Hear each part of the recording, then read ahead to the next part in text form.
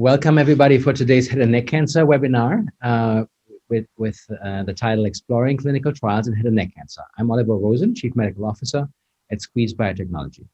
Today is an opportunity for our panel to provide a platform that will provide educational information on the issues surrounding and influencing head and neck cancer clinical trials, as seen through the distinct lenses of patients, medical educators, oncologists, and scientific researchers. Physicians and cancer researchers are always looking for better ways to care for people with head and neck cancer. In order to advance the science in this area, clinical research studies are created that involve patient volunteers. All drugs that have been approved to treat these forms of cancer have in fact been tested in sanctioned clinical studies. These trials are developed to test medicines for all types and stages of head and neck cancer. Clinical trials are necessary for the evolution of new medicines as a single agent or in different combinations with other novel agents or with existing standard of care. Trial participants are likely to be among the first to get a treatment in its pre-approved stages and before it is made available to the public through FDA approval. As you will hear in today's presentation, there are often risks associated with the trial, including side effects, or the chance that the medicine might not work for certain patients. And now, before we begin, I'd like to briefly introduce our wonderful panel. We have the following speakers today. We have, first of all, Amanda Honinger from the Head and Neck Cancer Alliance, Marianne Caputo from Support for People with Oral and Head and Neck Cancer. And then the first speaker will be Tom Bennett, a head and neck cancer survivor, Sarah Roberts from the University of Colorado Cancer Center, Dr. Dan Zandberg from the University of Pittsburgh Medical Center, and I will be the last speaker on this panel. So, Amanda, I'd like to give it back to you and Marianne, please. Great. Thank you, everyone. And if you'd like to advance the slide, I'll give a quick overview of the Head and Neck Cancer Alliance. I'm the Executive Director of the Head and Neck Cancer Alliance, and I really appreciate everyone attending this webinar today. I'm not going to take a lot of time because I know we have some wonderful speakers that follow, but I did just want to give a quick overview of some of our programs for those of you that aren't familiar with the Head and Neck Cancer Alliance. We are a patient advocacy organization, and we have a variety of programs from an online support community that has about 11,000 members to a gas card program that provides assistance with patient transportation, to a peer-to-peer mentor program, which provides one-on-one mentorship support, an ambassador program, which features volunteers who are survivors and caregivers who speak out in a variety of ways to raise awareness about head and neck cancer and provide important support. And then we have a variety of educational materials, webinars, and other programs. So we invite you to learn more about us at www.headandneck.org or by emailing info@headandneck.org. And I will pass it along to Marianne. Thank you so much, Amanda. I am the Executive Director of Spunk Support for People with Oral and Head and Neck Cancer. So Spunk's mission is dedicated to raising awareness and meeting the needs of oral and head and neck cancer patients through its resources and publications.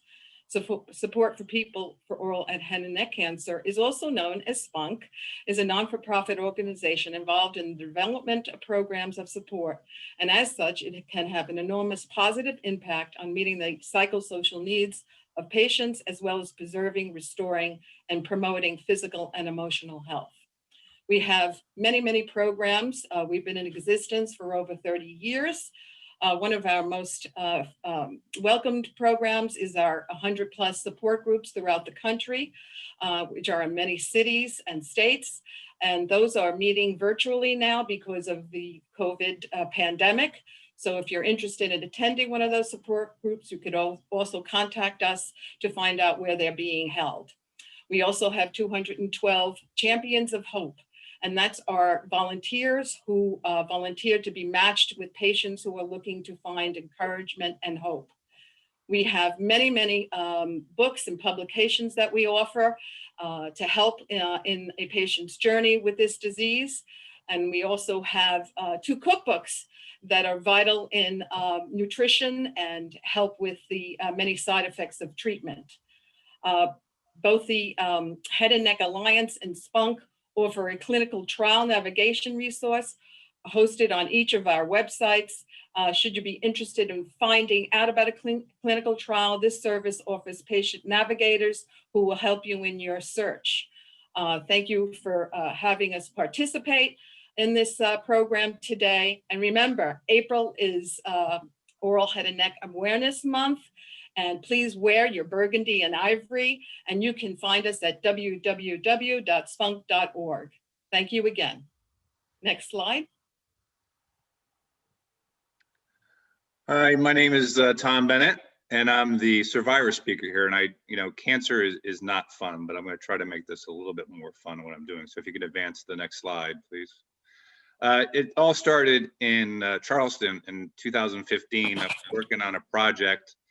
I buy homes and renovating, and what I had noticed the last day of my working there, that I had actually had received like one large swollen lymph node. I said, wow, that's weird. Maybe it was the dust or something along those lines, but it was shaving. And I said, wow, that's just weird, one side. So I flew home and went to my general practitioner, and the general practitioner said, oh yeah, you got some sort of infection, take some antibiotics. And I took that for about 2 weeks, and nothing really happened with that. And then because of that, I said, you know what, let me make sure that I don't have anything else going on. I also was diagnosed a couple of years earlier with Lyme disease. So I went to an infectious disease doctor, and he looked at it and said, no, it doesn't look like it's Lyme disease, and doesn't look like it's anything else. But with that said, there was a struggle in trying to really get through that initial kind of diagnosis. I've actually gone to an endodontist, I went to a maxillofacial, went to a dentist, and went to everybody. And it wasn't until I actually went to an ENT, which took about 60 to 75 days to get the appointment, that I actually went in and they scoped me out and didn't tell me anything. They just basically gave me a piece of paper and said, you need to call one of these 2 doctors at Yale New Haven Smilow Cancer Center. And if you can't get an appointment in the next 2 weeks, you better call me back. So I did that. And that's when the whole kind of fear thing kind of kicked in. I said, oh my God, is there something really more serious than just this infection that kind of started? If you want to advance the slide. You can see on the left side of my neck, I'm much thinner now, but you can kind of see the pronounced, I think the size of the tumor in the lymph node was about the size of a larger, well, it's golf ball type size. So it was there, only present. We measured it like every day, and we were taking some medications and it was going down. So at some point when that ENT told me to go to Smilow Cancer Center, I went in, and basically all the films and all the medical visits that I actually had accumulated were actually transferred to Yale. I sat, and Yale is a teaching, Smilow is a teaching hospital. And so basically in the room, there must've been, I don't know, like 4 or 5 different doctors and residents, and they looking at everything. And next thing you know, they do the endoscopy, and they put down your throat. And then the doctor at that point, Dr. Judson said, I got good news and I got bad news. And I said, well, give me the bad news first. He goes, well, we think you have HPV related cancer. We can't determine that until we do a biopsy, but all of your symptoms are indicative of that. I'm like, oh my God, where does this come from? And you're kind of in shock, and you're like, how do you, and so forth. So with that said, the good news was, he told me, well, we do have a very demonstrated procedure, or really process of radiation and chemotherapy. And I said, well, he goes, it's pretty rigid, it's pretty tough. But I said, well, that can't be that hard. It's only 6 weeks, right? So if we go to the next slide, at that point, the process starts to happen where they make sure that you get fitted for, this is a radiation mask. So this basically gets you strapped to the table and make sure that you don't move for your radiation. It was also at that point, I was offered an opportunity to enter a clinical trial, which reduced my treatment, which actually was going to be 7 weeks of cisplatin and 7 weeks of radiation, to 6 weeks of cisplatin and 30 rads. And so basically that mask kind of represents, if you can imagine, you look at that, say what it's all about. But when you're strapped to a table for the first time, it's claustrophobic, and that machine is rotating around your head. But with that said, if we go to the next slide. Treatment starts. This is the first day. I'm sitting in the chemo room and waiting for my chemo administration. the chemo is actually the last thing they administer. They administer a bunch of drugs beforehand to protect your organs and so forth. But the brown bag, I called that my brown bag lunch, was actually, that was the cisplatin that was put in the bag with the skull and crossbones. So you receive that. So the couple of things that I wanted to make sure, and I don't want to run out of time, that I always talk, when I do talk with the Head and Neck Cancer Alliance, I talk about the strawberry. And what's interesting about cisplatin, I think it's one of the oldest forms of chemotherapy, is that it basically impacts your taste and actually gives you something called food aversion. So I remember like the first week I had this dream about the strawberry, this big, huge strawberry. And then what would happen as I go through my treatments in week 2 and week 3, with the, after the honeymoon period, you would take something like a strawberry and eat it, and it would taste nothing like a strawberry. You had food aversion. So everything that you thought would taste a certain way, it did not. And so ultimately, I lost a lot of weight. I had a lot of digestive issues, a lot of things that I want to go about here in the sense that what it was. But fortunately, I did get to if we can advance to the next slide. There I am on the table, strapped in, getting my radiation. They always did a good job of humoring you in the room. You're only in there for about maybe 8 minutes, whatever it is, but they crank your music and the machine rotate around you and they have a little bit of fun with you. So, but that said, I did finish the 6 weeks on time. I did finish the 6 weeks of both the cisplatin and also the radiation. I did have slight kidney damage related to the cisplatin, but it's in normal range or above normal range, so we're okay with that. But some of the things that I do like to talk about is that although the period of time is very difficult, it's important to know that my interest in helping and talking about this is making sure that a lot of people do, I think 45 to 50,000 cases this year. Some of them start treatment and don't finish because it's pretty harsh. And my passion about talking today and talking about this is that there are people that don't finish or that people are scared. And I actually had an opportunity to connect with somebody who basically told me, Tom, just find a food that you can grasp onto. And his was, for some reason, was risotto. I don't like risotto, but for me, it was a Scandi shake. And I just loaded up with chocolate syrup and olive oil and things of that nature. And with that said, I got through it. And I think I have one more picture. There I am. So one more picture. So I get a little emotional about it, but that's next week. But I'm 5 years out, and that class represents it was a gift from my wife.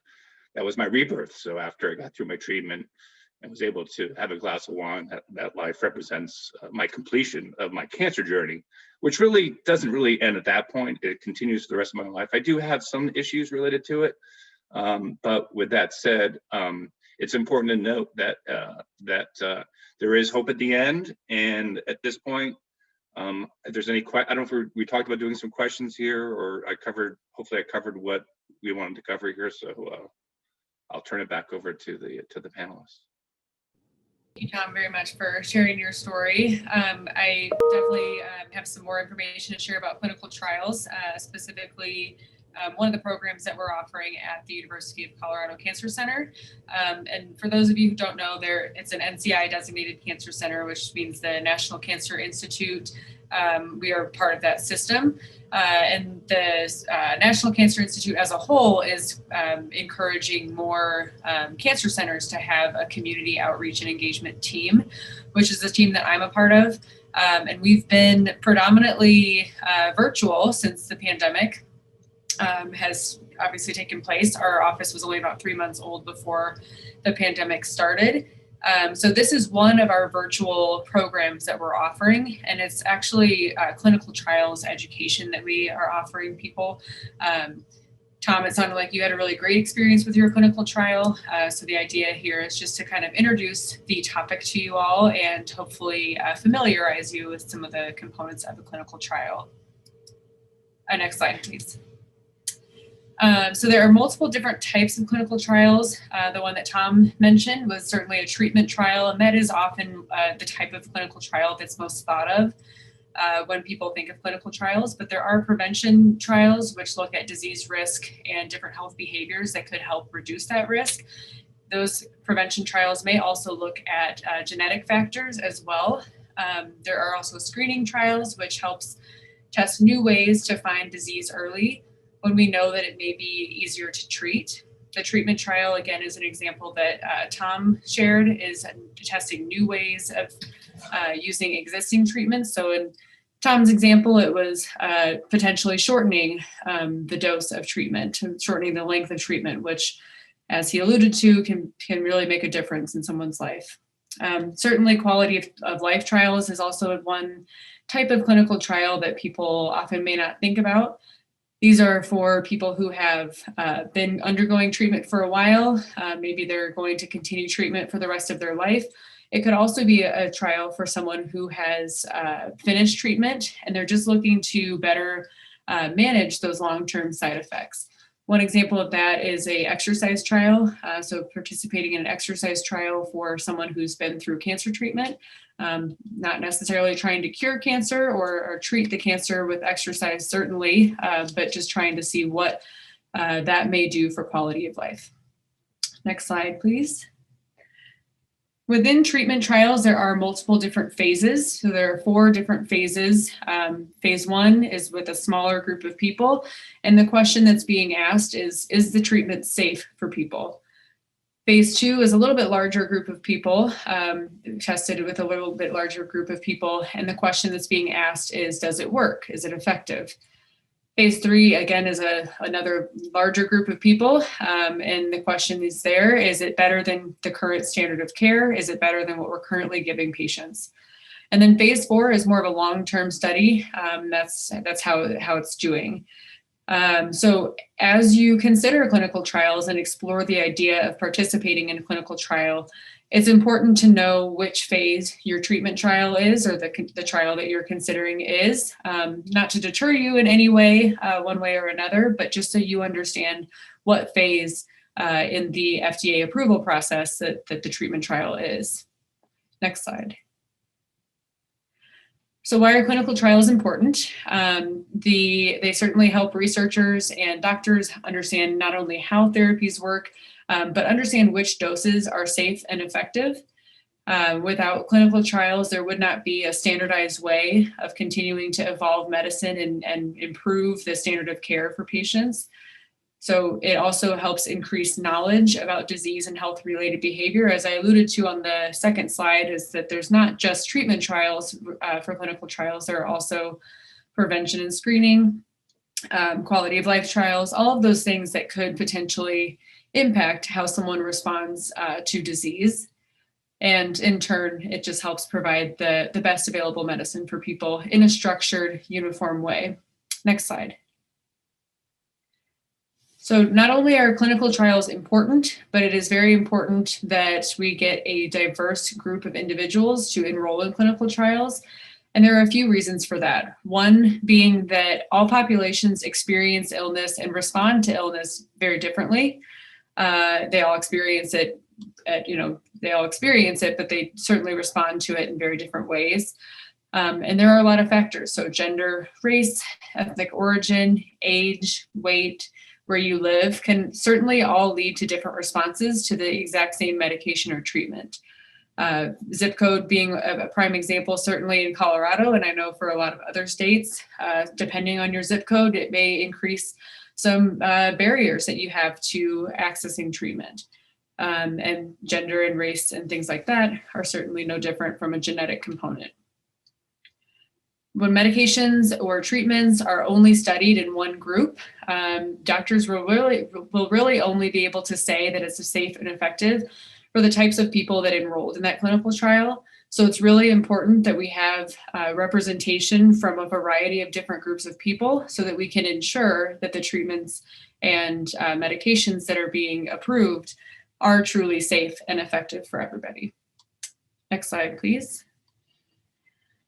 So there are certainly a lot of myths about clinical trials, a lot of misinformation, a lot of confusing information that comes out about clinical trials. So the top 3 that we are going to cover today, there are certainly more, but the top 3 would be that study participants are given a placebo or a sugar pill, when reality is that a placebo is never used in place of standard treatment.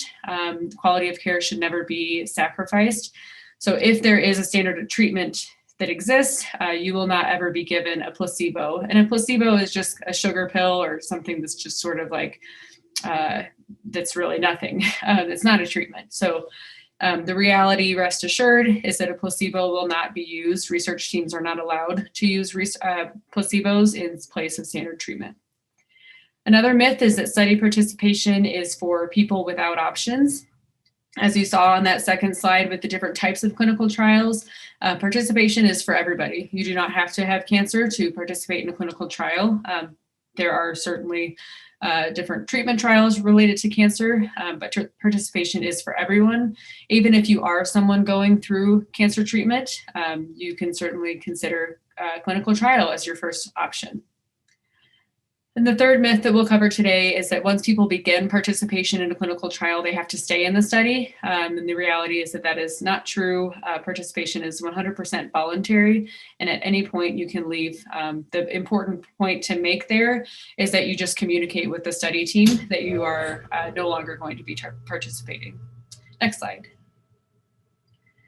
So benefits of participating in a clinical trial, the research team is very closely monitoring you. So you definitely have a lot of hands-on monitoring from the healthcare team and the research team during some clinical trials. That's not true for all of them, but that could be one benefit.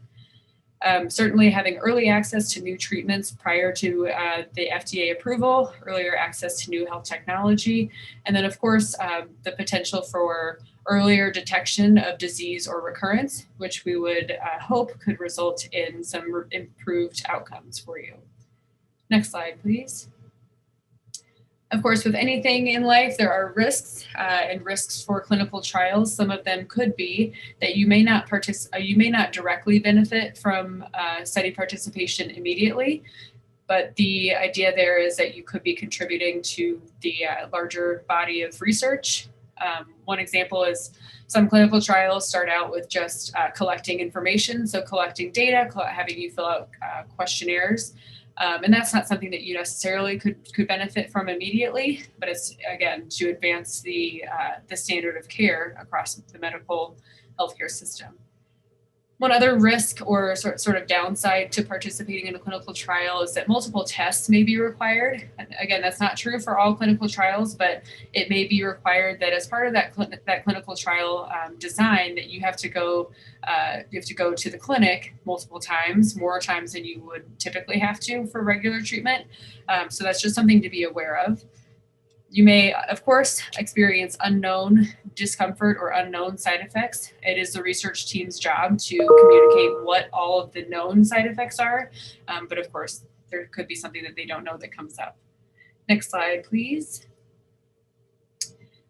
It is the research team's obligation and responsibility to protect all participants that are engaged in their clinical trials. And if the research team doesn't, there are certainly safeguards in clinical trials that help protect the health and safety of participants.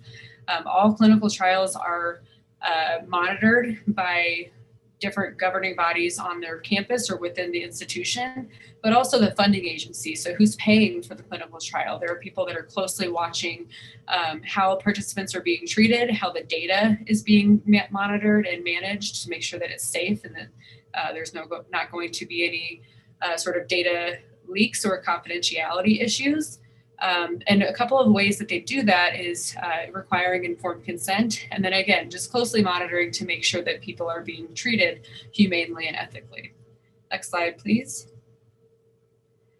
So on the last slide, we just talked about, or I just mentioned briefly, the informed consent. And an informed consent is a process where you as a study participant or a potential study participant gets all the information about what the clinical trial is, what it will entail, and then you get to decide whether or not you would like to participate.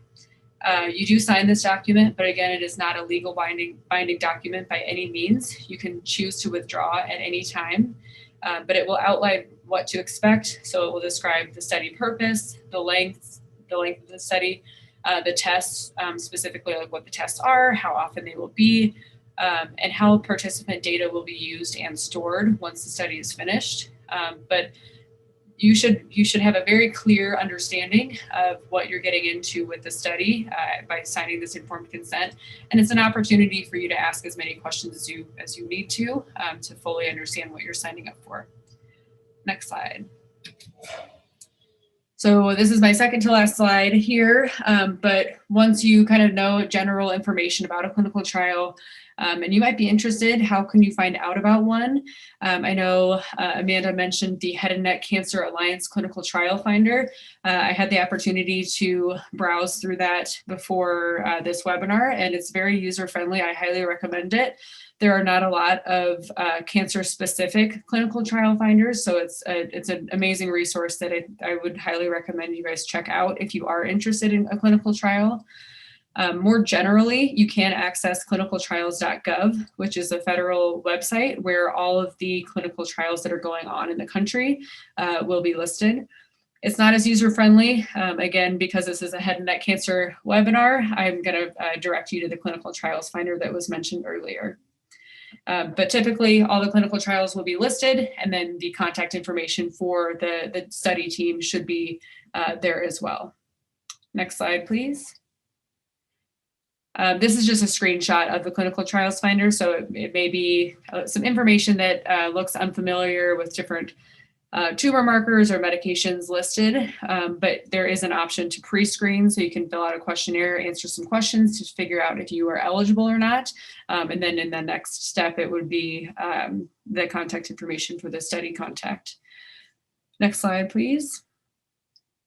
I won't go through all of these. I know these slides will be available after this webinar, so come back and look at this if you're interested. These are just some questions to start the conversation with your healthcare team. Your healthcare team does a great job of covering a lot of things related to your diagnosis and treatment, and sometimes they have to prioritize, and if they may sense that you're not interested in a clinical trial, they may prioritize spending time on a different conversation that is also important. So sometimes you starting that conversation can help share with your healthcare team that you are interested in a clinical trial, or that you're at least open to the conversation. So these are some questions that you can certainly start by asking and start that conversation with them. And that is all I have. Dan? Thanks, everybody. My name is Dan Zandberg. I'm a medical oncologist at the UPMC Hillman Cancer Center with a focus in head and neck, and I'm the director of the head and neck cancer disease section here. And I'm really excited to have the opportunity to speak to you all, and thanks to Sarah and Tom for their great talks. And today, my goal is to give an overview of where the field is heading, and specifically relative to trials, and talk to you guys about an initiative that we have at UPMC Hillman. And of course, do all that in no longer than 10 minutes. So I figured I would start with a little bit of background first.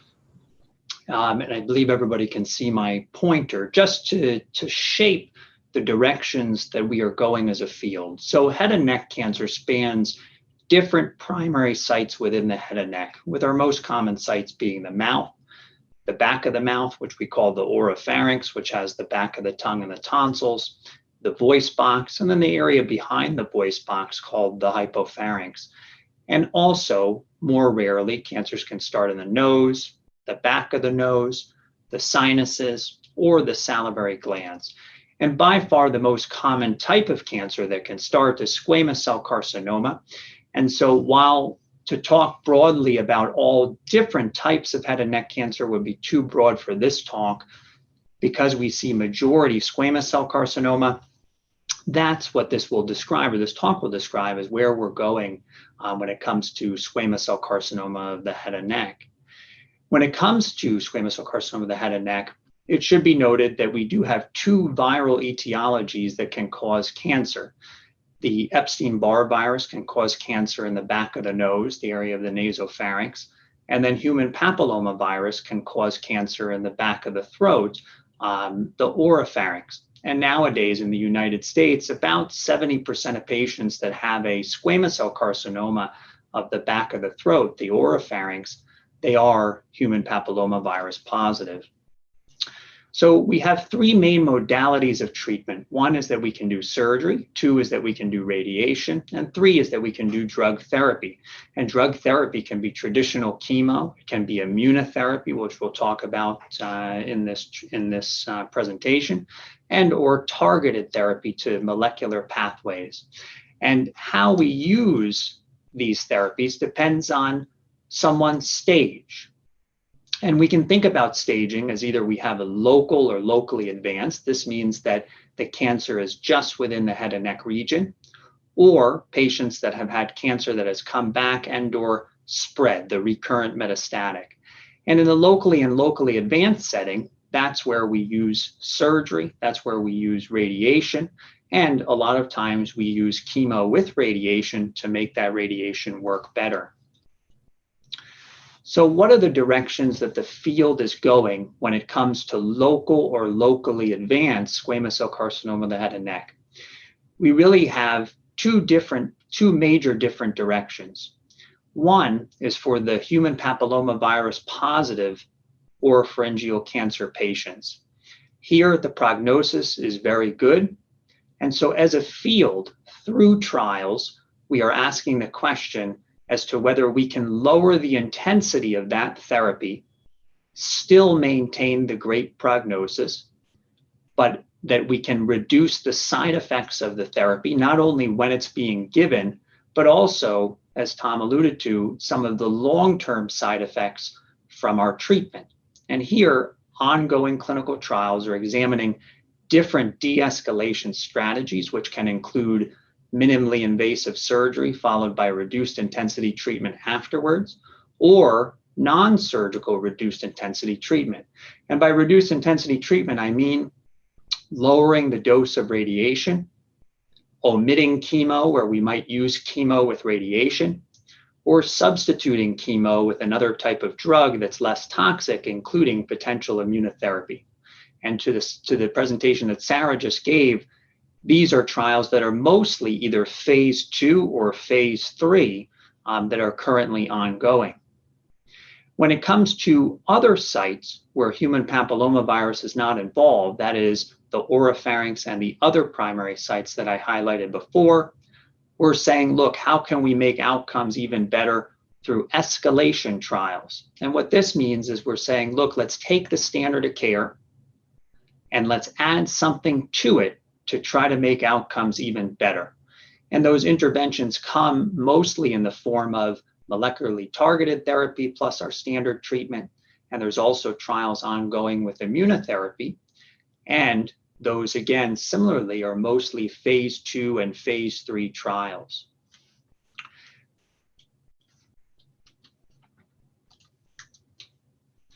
When it comes to patients that have had their cancer come back or it's spread, we really have two different categories. One is local regional recurrence. And what that means is that the cancer came back in the site that it started.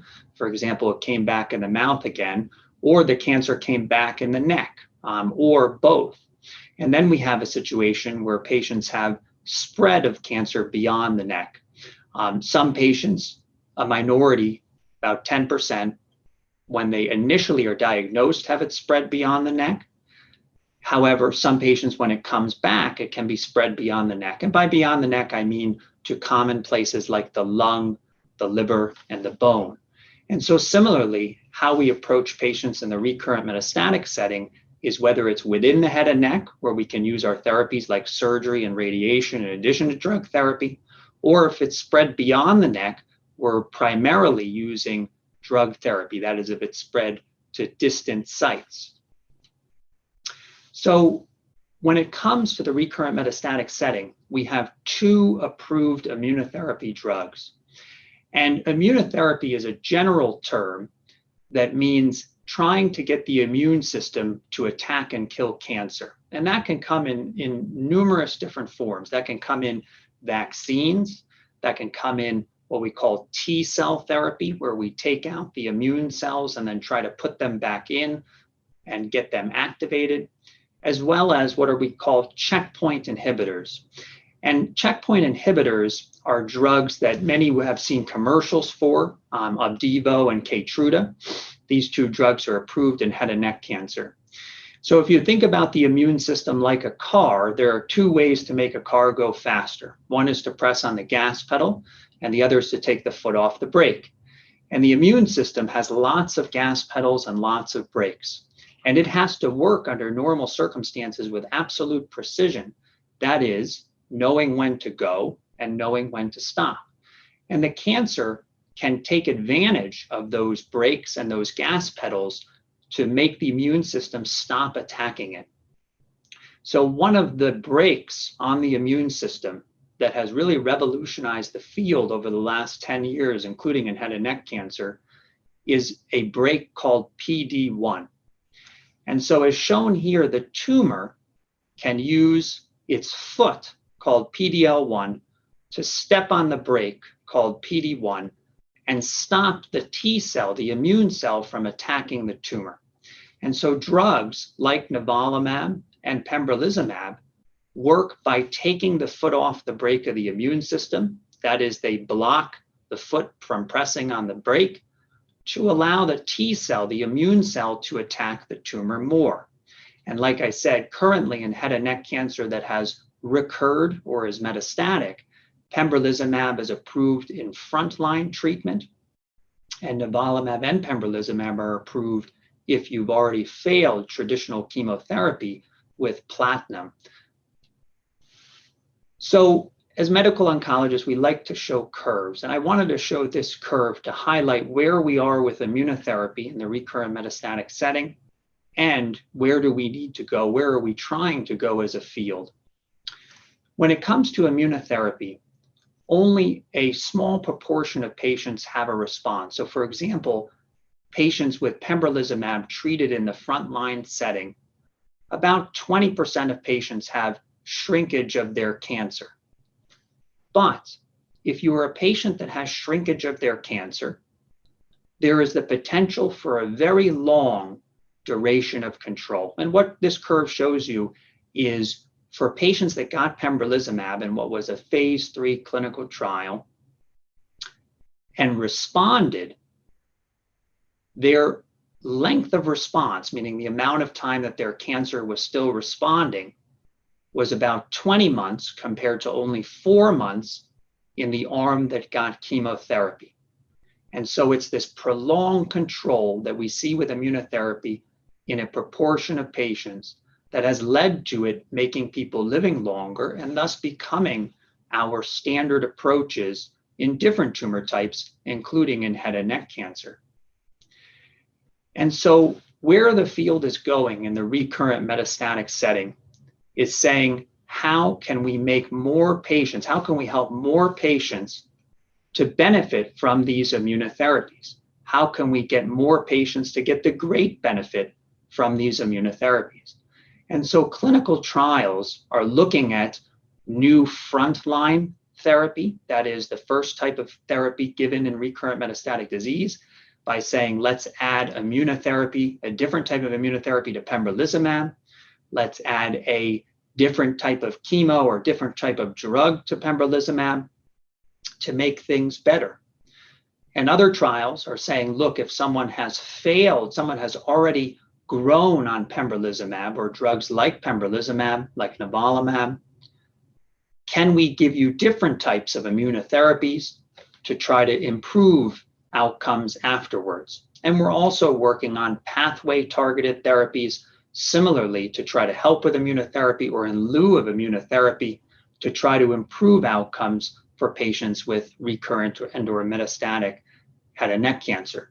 And so some of these trials are in phase 2 and even in phase 3, but a lot of them are earlier phase trials, phase 1 trials, where different new combinations of immunotherapy are being investigated in an effort to see what works and then establish whether it works well enough to try to change the standard of care through these clinical trials. So I'll transition to talking about an initiative that we've developed here at the UPMC Hillman Cancer Center, and that's our recurrent metastatic head and neck cancer clinic. We recognize that patients that have recurrent cancer and/or metastatic cancer, we want to push the envelope to improve outcomes for these patients. And so we've created a dedicated clinic to that called the Recurrent Metastatic Head and Neck Cancer Clinic, or RMCC. And what we do with this initiative for a patient that's referred in or a patient that says, look, I'd like to come, you don't need a referral to come, you can reach out on your own and we'll get you in for an appointment. But what we do is we review the records, we determine what type of physicians or providers a patient needs to see, whether that's medical oncologists, radiation oncologists, head and neck surgeons, supportive care experts. And we offer an appointment within a week of the referral. We do the multi-provider evaluations on the same day. So it's a comprehensive and rapid evaluation for a recurrent or metastatic tumor. And I should say that this doesn't have to be squamous cell carcinoma. It can be other histologies, and it can be at any point during your cancer journey, not just in the beginning itself. Our evaluation is comprehensive, reviewing your imaging studies, reviewing the pathology, seeing you, getting to know you as an individual, and offering and seeing whether you're eligible for any novel treatments or clinical trials. And if we have something here at UPMC Hillman Cancer Center, we say, look, we'd recommend this for you here. But one thing that's important to us also is working with your local providers for referral back to that local provider if the treatment can be given locally, because we understand the importance of being closer to home. When it comes to RMCC, we have a top-notch team here of surgeons, radiation oncologists, medical oncologists, and we are pioneers in different novel techniques, and that includes minimally invasive surgical techniques for locally recurrent disease when appropriate, focused radiation techniques like stereotactic radiosurgery when we do radiation again, as well as novel immunotherapy trials and other clinical trials to be able to offer our patients that are on drug therapy. One of the things that we're very big on here is working with our scientists here at UPMC Hillman Cancer Center to take discovery and translate that into clinical trials specifically to benefit our patients. And so a couple of examples of some trials we have are looking at hypoxia modulation. What that means is we know that if there's a low oxygen, a low amount of oxygen within the tumor, that can make it harder for the immune system to work. And so looking at different drugs, metformin and rosiglitazone, which are used for diabetes, to try to see whether or not we can up that oxygen level, combine it with immunotherapy to make things better. Based on internal data here, looking at trying to lower molecules that can suppress the immune system called exosomes through use of what's called the hemopurifier plus immunotherapy, in this case pembrolizumab. And one of the biggest goals as a field is to say, look, can we take a more personalized approach to our patients? And so a personalized immunotherapy trial is taking the first step. It's a phase 2 trial. And what we're doing is sampling a patient's tumor. These are for patients that have recurrent metastatic cancer that has already grown on prior anti-PD-1 like pembrolizumab or nivolumab. And we're looking at the patient's tumor itself, evaluating what the immune system is doing in an effort to try to select a drug combination that might be more personalized for the patient's tumor itself. This presentation will be posted online, but I've included we have both an email and a phone number for us. If you wish to come to be evaluated, you can email or call for an appointment at any time. So to summarize where we are as a field, there has been great headway made in head and neck cancer really over the last decade, which is wonderful. We're trying again in the locally advanced stage to say for HPV positive patients, can we reduce the intensity of our therapy and still keep that good prognosis? Can we make things better for local or locally advanced non-HPV positive patients through adding more therapies to our standard therapies?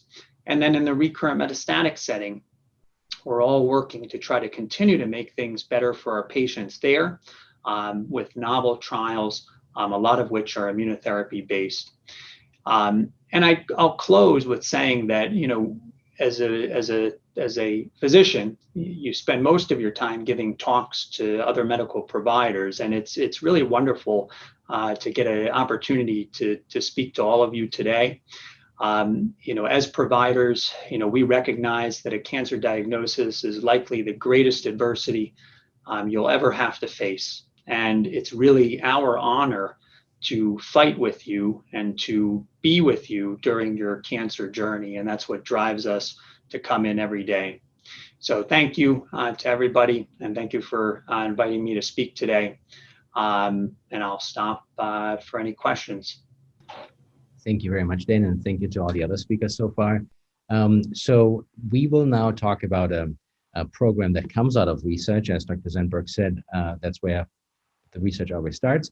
And I would like to talk to you about a SQZ technology cell-based cancer vaccines, initially about the scientific rationale and how we manufacture this, and then afterwards about a particular clinical trial. So the next slide, please.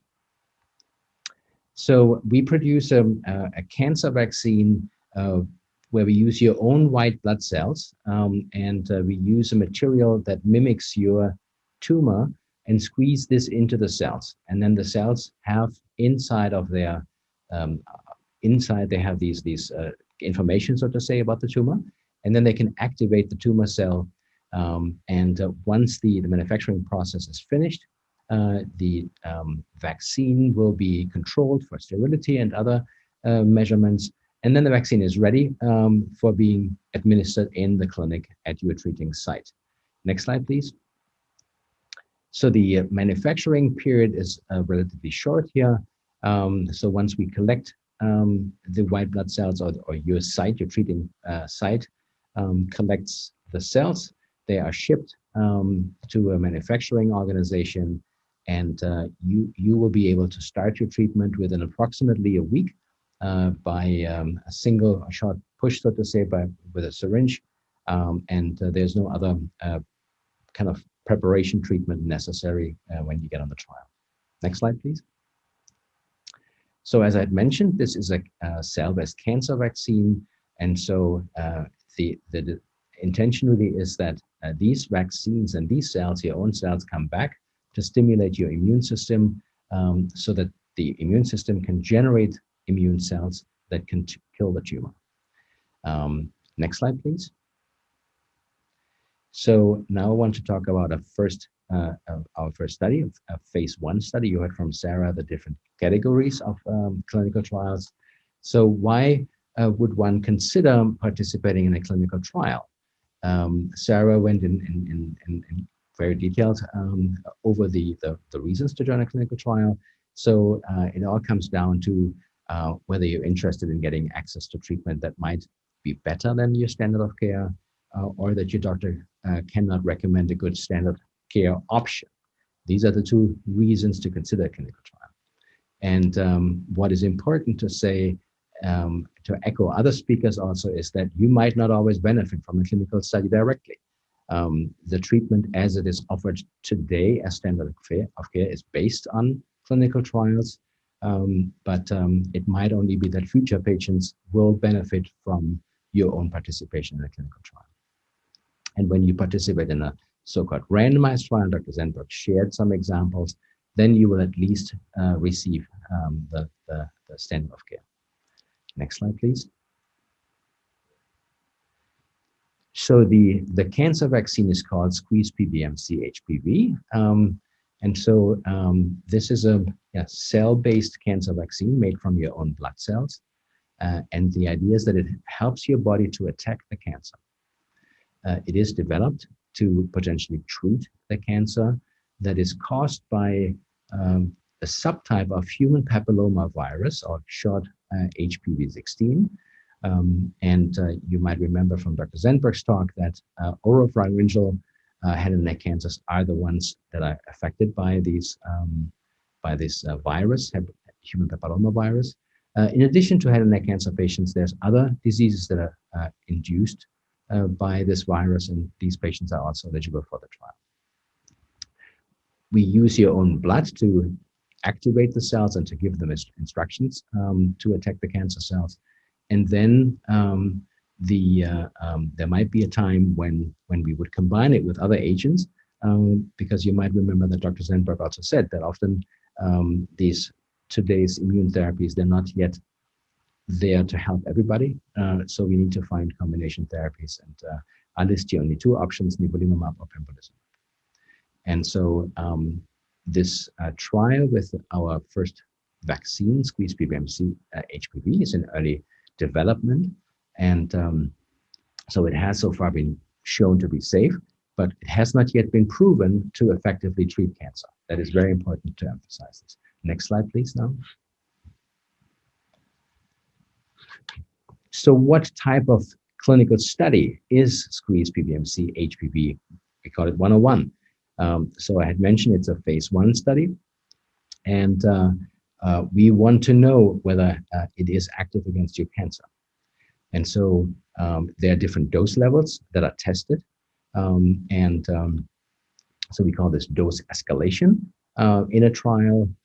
And then once we know that it might be able to help you, then we would do a kind of a dose expansion cohort when we do not further escalate and treat more patients at one dose level. And then there is a phase of the trial where we combine it with different immune therapies. I had mentioned before already ipilimumab or nivolumab or pembrolizumab as examples, and there's a few other ones also that will be offered in combination. You have to have a kind of a blood type from your white blood cells that is called HLA-A2 in order to be eligible for this trial. And when it's determined that you might benefit from this trial, then your cells will be collected for manufacturing, and then you will be treated with Squeeze PBMC HPV every 3 weeks. Next slide, please. So what is measured? Sarah mentioned that a clinical trial does a lot of measurements. So we measure how often patients experience adverse events. So this is also called safety of the drug. And then we measure how often patients need to modify or discontinue the treatment with Squeeze PBMC HPV. This is called tolerability. And then an important question is, what does Squeeze PBMC HPV do in a patient's body? That's measured as well, and it's called pharmacodynamic effects. And then we measure whether Squeeze PBMC HPV reduces the tumor size, so an effect on the tumor shrinkage. And last but not least, we want to define doses that can be used for future trials. And so this will be defined in this trial, and is called a recommended phase 2 dose. Next slide, please.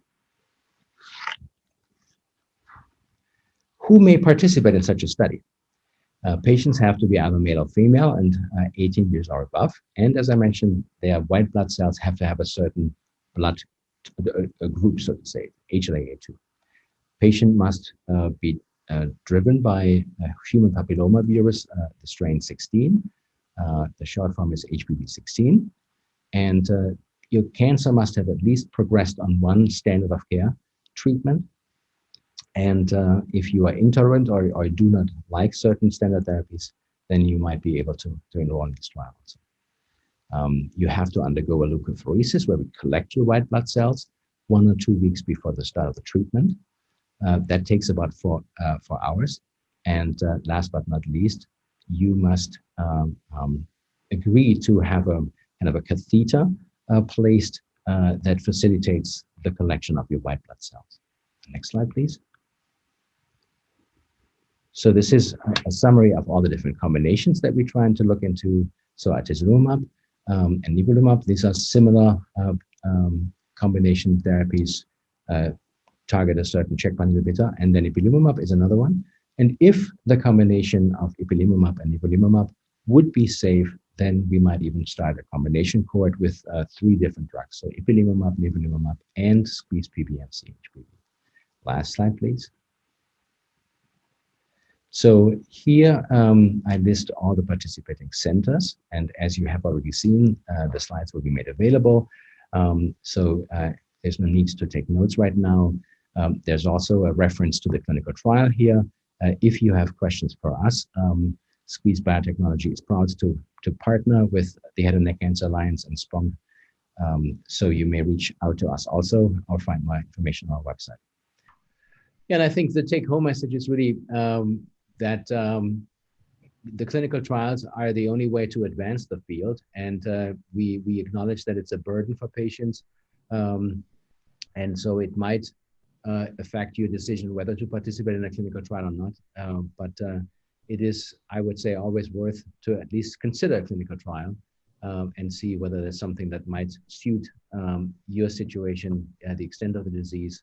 And I think it is important, obviously, also the Head and Neck Cancer Alliance and SPOHNC, they're great resources for you. We're proud to support them. And so please feel free to reach out to them also for advice.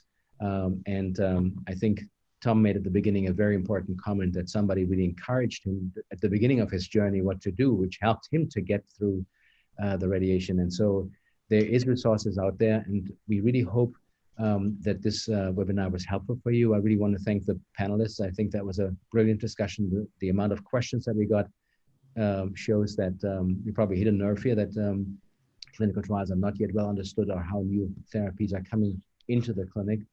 I'd like to thank everybody and our patients also for these excellent questions. And I hope you know at least now where you can find resources if you are in dire need for information. Amanda and Marianne, do you have any closing words? I just want to say thank you and reiterate what you said about appreciating all the patients attending and the support of all these great partner organizations. Marianne, you're on mute. Yes, I know. I would like to echo Amanda's sentiments. Thank you for having us on here today. I think this is a great opportunity for patients and their families to learn about clinical trials. And we had a great forum here today. And thank you again for SPOHNC to be a part of this. And then obviously, thank you for taking the time out of your workday to support that webinar. Thanks, everybody. Thank you. Thank you. Bye.